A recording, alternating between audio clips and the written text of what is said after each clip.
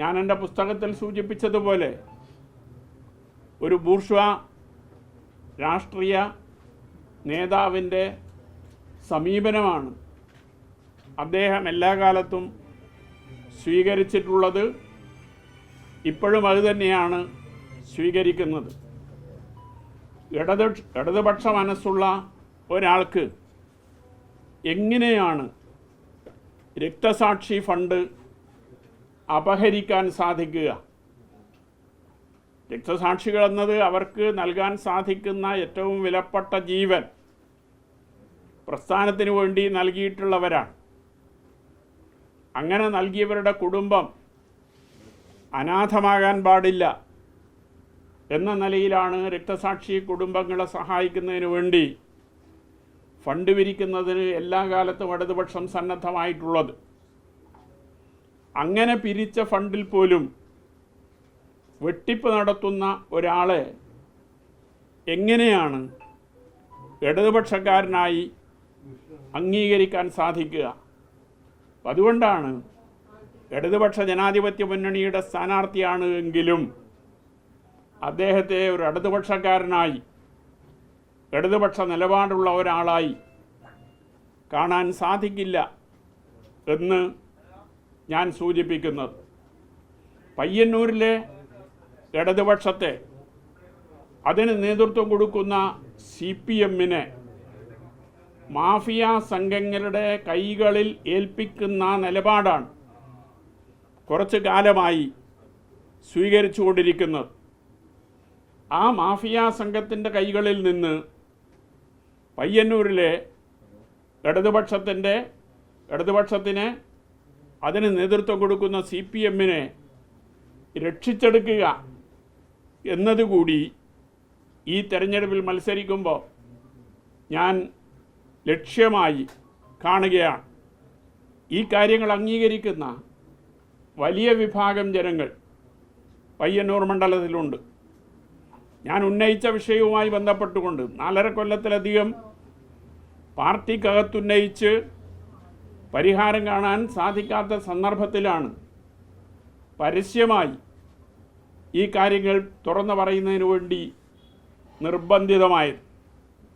നിങ്ങൾക്കെല്ലാം ഓർമ്മയുണ്ടാകും, 4 കൊല്ലം മുമ്പ് ഈ ഒരു വിവാദം മാധ്യമങ്ങളിൽ ഉയർന്നു വന്നപ്പോൾ അന്ന് ഞാൻ പാർട്ടിക്കകത്ത് മാത്രമേ ഉന്നയിച്ചിട്ടുള്ളൂ. ഒരു മാധ്യമത്തോടും പങ്കുവെക്കുന്നതിന് വേണ്ടി ഞാൻ സന്നദ്ധമായിട്ടില്ല.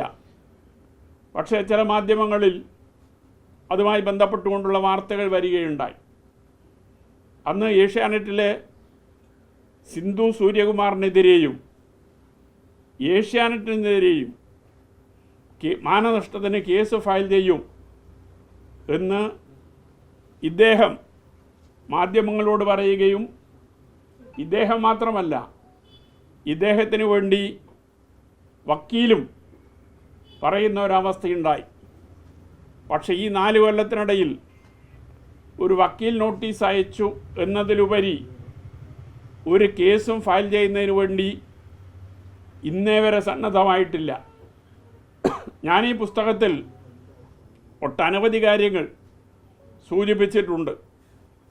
അതുമായി ബന്ധപ്പെട്ടുകൊണ്ട് വസ്തുത ജനങ്ങളെ ബോധ്യപ്പെടുത്താൻ സാധിക്കത്തക്ക രീതിയിലുള്ള ഒരു വിശദീകരണം പാർട്ടിയുടെ ഭാഗത്തു നിന്ന് ഇന്നേ വരെ ഉണ്ടായിട്ടില്ല.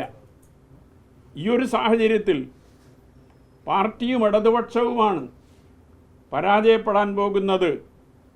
അങ്ങനെ പരാജയപ്പെടേണ്ട ഒന്നല്ല പാർട്ടിയും ഇടതുപക്ഷവും എന്നതുകൊണ്ടാണ് പാർട്ടിക്കകത്ത്, ഇടതുപക്ഷത്തിനകത്ത് സംഭവിച്ചുകൊണ്ടിരിക്കുന്ന ഈ അപജയങ്ങൾക്കെതിരായി, ഈ തെറ്റായ നിലപാടുകൾക്കെതിരായി പോരാട്ടം ശക്തിപ്പെടുത്തുന്നതിന് വേണ്ടി തീരുമാനിച്ചിട്ടുള്ളത്. പാർട്ടിയെ സ്നേഹിക്കുന്ന നിരവധി ആളുകൾ സ്ഥാനാർത്ഥിത്വവുമായി ബന്ധപ്പെട്ടുകൊണ്ട് എന്നോട് നിരന്തരം ബന്ധപ്പെട്ട് മത്സരിക്കണമെന്നാവശ്യപ്പെടുന്ന ഒരവസ്ഥയുണ്ടായിട്ടുണ്ട്. ഇതെല്ലാം വെച്ചുകൊണ്ടാണ് ഈ തെരഞ്ഞെടുപ്പിൽ ഒരു സ്വതന്ത്ര സ്ഥാനാർത്ഥിയായി പയ്യന്നൂരിൽ മത്സരിക്കുക എന്ന നിലപാടിലേക്ക് ഞാൻ എത്തിച്ചേർന്നിട്ടുള്ളത്. എൻ്റെ വിജയത്തിന് വേണ്ടി നിങ്ങളുടെ എല്ലാം പൂർണ്ണമായ സഹായവും പിന്തുണയും ഉണ്ടാകണം എന്നുകൂടി നിങ്ങളോട് അഭ്യർത്ഥിക്കുകയാണ്. കാരണം മാധ്യമങ്ങൾക്ക് ഈ കാര്യത്തിൽ വലിയ പങ്ക് വഹിക്കാനുണ്ട്. അതുപോലെ തന്നെ നവമാധ്യമങ്ങളും വലിയ പങ്ക് വഹിച്ചുകൊണ്ടിരിക്കുന്നുണ്ട്. അപ്പം അതെല്ലാം ഉപയോഗപ്പെടുത്തിക്കൊണ്ട് ഈ തെരഞ്ഞെടുപ്പിൽ ജയിക്കാൻ സാധിക്കും എന്നാണ് പ്രതീക്ഷിക്കുന്നത്.